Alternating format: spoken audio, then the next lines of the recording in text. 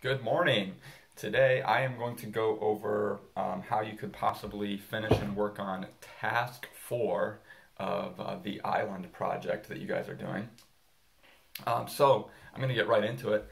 I think the first thing that you should do is get out your handy dandy instruction booklet and turn to the individual task directions on page 2. And in here you will see that it says this about task 4. So task 4 is called the island, and it says, in the information packet, you will find the island information sheet. On the page labeled task 4, decide and record the information most valuable to your mission. Include 2 drawings, could be graphs, tables, etc., in the boxes. Okay, so those are those directions.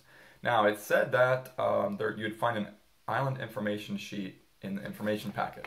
So that's still this. So I'm going to turn back a few pages, and after the top secret document, you have these 2 pages that say the island information sheet. Okay, so that is what they were talking about in those directions. Okay, next thing I would do is turn in your big booklet, your journal, to task 4. And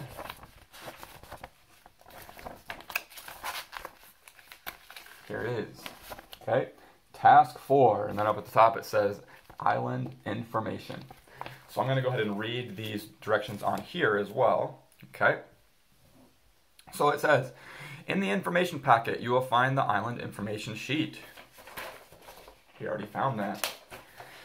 On the page labeled task 4, decide and record the information most valuable to your mission. So what's the most important information that you learn about the island from this document? Okay, and you're going to want to take notes and record that information on this page.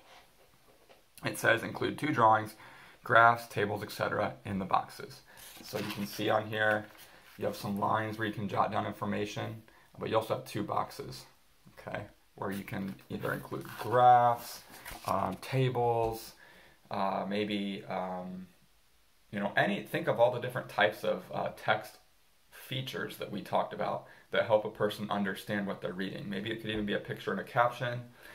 We talked about all different kinds of things, a map, anything like that that would help somebody understand what they're reading. Okay, so think about that.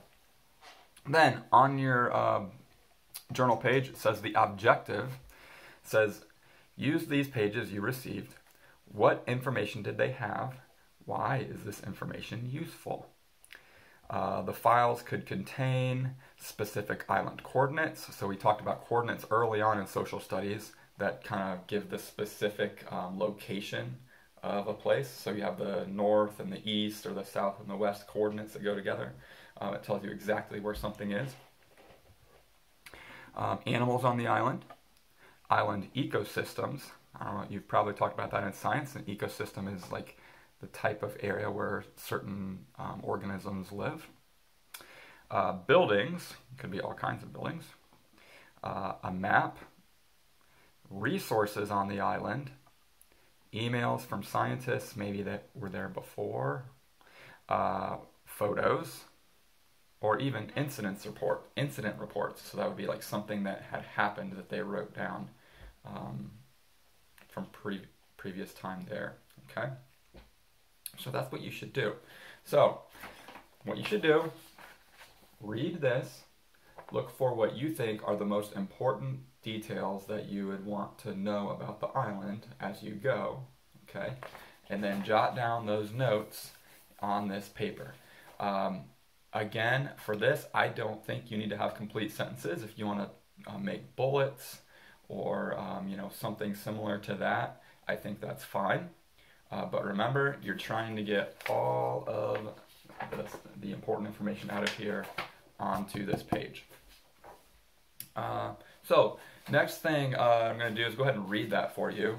It is got a little bit here, but as I read, and if you're reading, kind of think about, what should I definitely take note of from this information? Okay, what's the most important information? So here it goes. The island, formerly known as Danger Island, is a C-shaped, Pac-Man shaped, coral atoll rising little more than 3 square kilometers, or 1.2 square miles, of land area among the Cook Islands in the Pacific Ocean. The island, accessible only by water, has a small inlet that encloses a beautifully clear lagoon. The traditional name for the atoll is Teulo e Tuatu, the head of the stone. It is the most remote island of the Hunter Islands, situated about 1,140 kilometers, or 708 miles, northwest of Rarotonga. It is a circular atoll with one inlet. On this small island, an ancient culture and distinct language has been maintained over many centuries. It is currently uninhabited, but has overgrown food reserves as a result of taro and palaka gardens and abandoned coconut plantations. In the 1900s, Japanese archaeologists discovered evidence of human settlement approximately 2,000 years ago. Currently, the surrounding islands are among the world's poorest nations. The island's closest prehistoric associations appear to be with Samoa and other islands to the west. Dinosaur bones were discovered by Robert Dean Frisbie in 1924 during his failed top-secret experiment.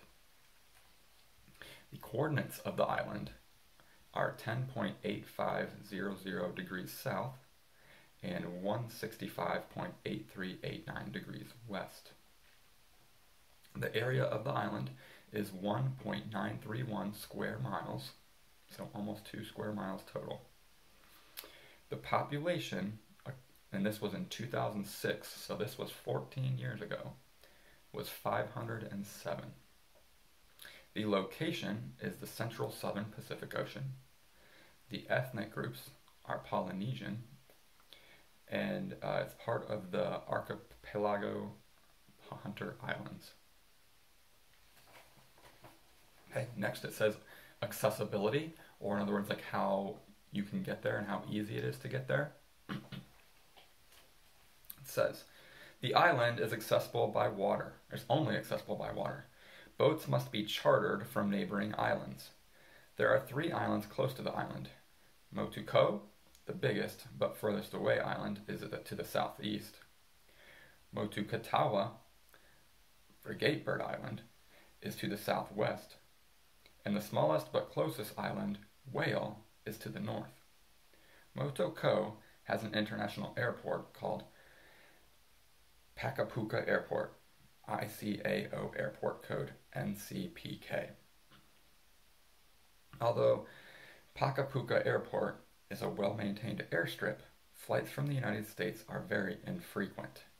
This 22-hour flight from the United States via Air Rarotonga now operates when there is a government charter once every 6 weeks or so. The 3 villages that can service the island with a charter boat service are Yato, Motoku, Loto, Motokutawa, and Nagake, Whale. So it's kind of hard, it looks like it's kind of difficult to get to the island. You have to really time it out right when there's a flight that can go to one of those islands. Next one on the next page says daily life. In daily life, the islanders frequently make their living fishing and or farming. Free time consists of sports competitions between the villages or surfing. Income levels rank the island's surrounding islands in the world's lowest poverty level. Islanders believe the island to be inhabited by ghosts of tsunami victims and do not go to the island unless well paid. Government. Since the 1950s, all the islands have been governed by the Council of Chiefs of Motoko. Visitors to the island must receive visiting confirmation from the council. So you need to tell that council that you're going. History. Human settlement of the island can be dated back about 2,000 years after the sea level stabilized to its present height. The atoll served as a connecting hub between East and West Polynesia, a role that reflected the island's material culture and language, which is Samoic with a Tokelauan influence. The island traditions speak of frequent passages to Tuvalu, Tokelau, Niue, Tonga, Rarotonga, and Tahiti, and basalt used for many of their adzes blades can be geochemically traced to a quarry on the island. Evidence of gold and silver mines has been found as well. Inhabitants were known to have passed through the island en route to islands in Samoa and Tonga. The original population is likely to have numbered 1,000. Cave writing refers to at least 2 episodes of civil war and destruction of the island from a major tsunami, in which only 2 women and 15 men survived and destroyed the taro gardens, brought down thousands of trees, and damaged 3/4 of the houses. After population numbers recovered again, a raid in 1863 by Peruvian slave traders took 145 men and women, of whom only 2 returned. However, no men or women were found when the last U.S. government mission began in 1924. The American archaeologist Robert Dean Frisbie traveled to the island in 1924 and wrote scientific and historical books about his findings. He said at the time he was looking for a place that was so removed from the world that his experience would be safe from prying eyes. Robert Dean Frisbie was the last known visitor to the island. Okay, so that is a bunch of different information about the island that you are going to be going to. Okay, so for task 4, kind of go back through here, underline any important information or circle any important information that you think you would want to know about the island to put on this information sheet. Okay, and like I said, it does not have to be in complete sentences. You can include bullets, any other kind of like written language that you want to provide, but make sure you have 2 kind of graphics in there as well. So maps, graphs, charts, maybe pictures, tables, anything like that. Okay, so that is what you should do for task 4, the island.